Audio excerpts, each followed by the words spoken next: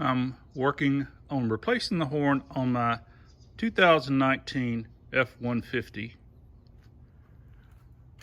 There are videos that show you how to do this without removing the grill. I've looked at most of those videos. Since I don't do a lot of work on connectors, that's really the hardest problem for me. So I will show a little bit about the connector that you have to remove in order to actually get the horn out. So here's the connector that goes in the horn. And here's the horn, which you can see on the new horn when you buy it, how it connects. There's a little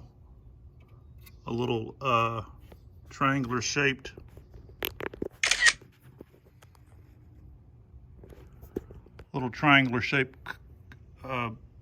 formation that holds it in. But when you have to remove it and you're alone, it's a lot more difficult.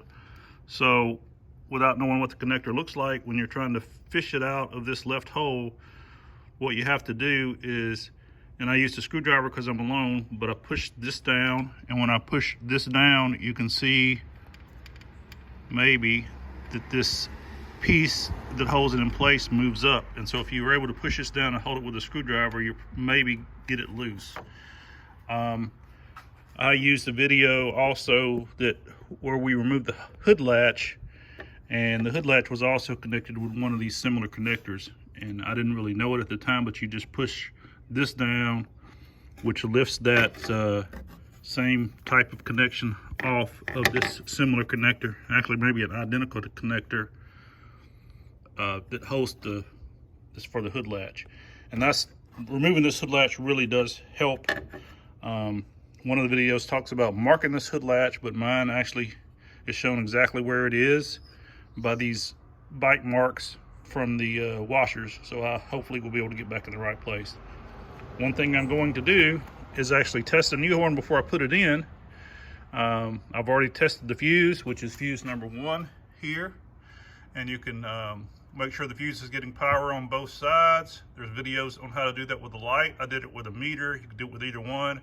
But I connected the number 1 fuse with the negative terminal. And then since I was alone, I also then did the panic button, and the panic button caused the relay to kick in, and when it did, it showed voltage on both sides, so I knew I was getting voltage to the horn. So hopefully now when I replace it, it will work, but I'm going to test it before I put it in. So let me do that part and I'll be back. So I don't want to go to the trouble to replace a horn and then have it not work, even though I've tested several things and I know it's a problem with these particular models. But I'm going to use the panic button to test the horn. And as you can hear, the horn definitely works. So that part's successful, and now that I've tested the horn, I'm going to disconnect it out here where it's easier to see.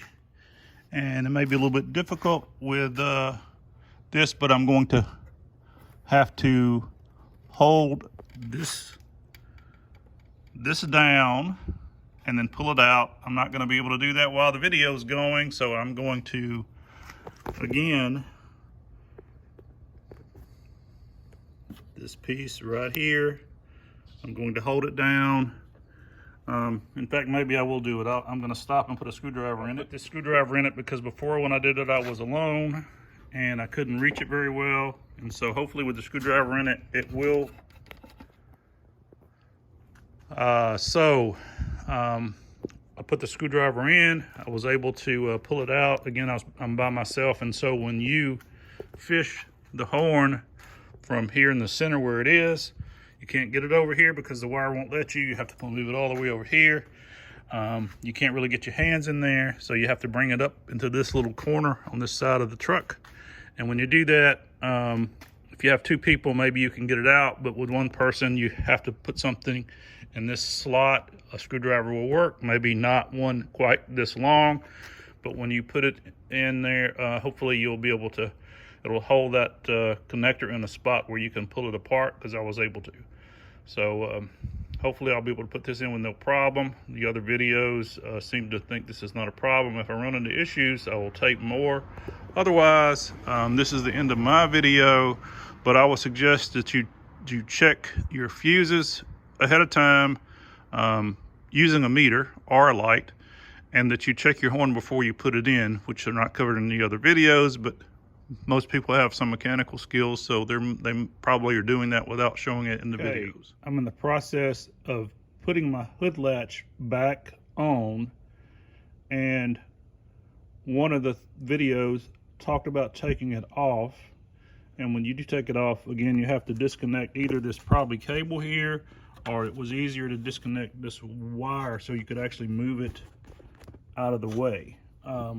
But one of the other videos talked about the hood ajar latch causing alarm problems or other problems with the hood, and will also be a problem if you don't have the hood latch back in the right place. So one video talked about how you mark it before you take it out, which is probably the best idea, and you may not even be able to see what I'm trying to show now, but if you can look at the bolt, and behind the bolt there are little scar marks, and those are made by the washer. So fortunately, even though I don't know where it was, I'm going to be able to line it up with where these washer marks are when I reinstall it.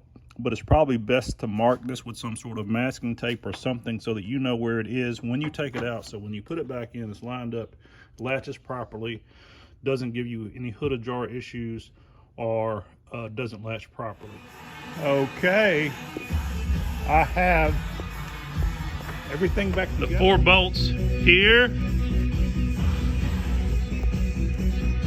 and the cover that goes over the area that I took off per the other videos. You guys have a great day.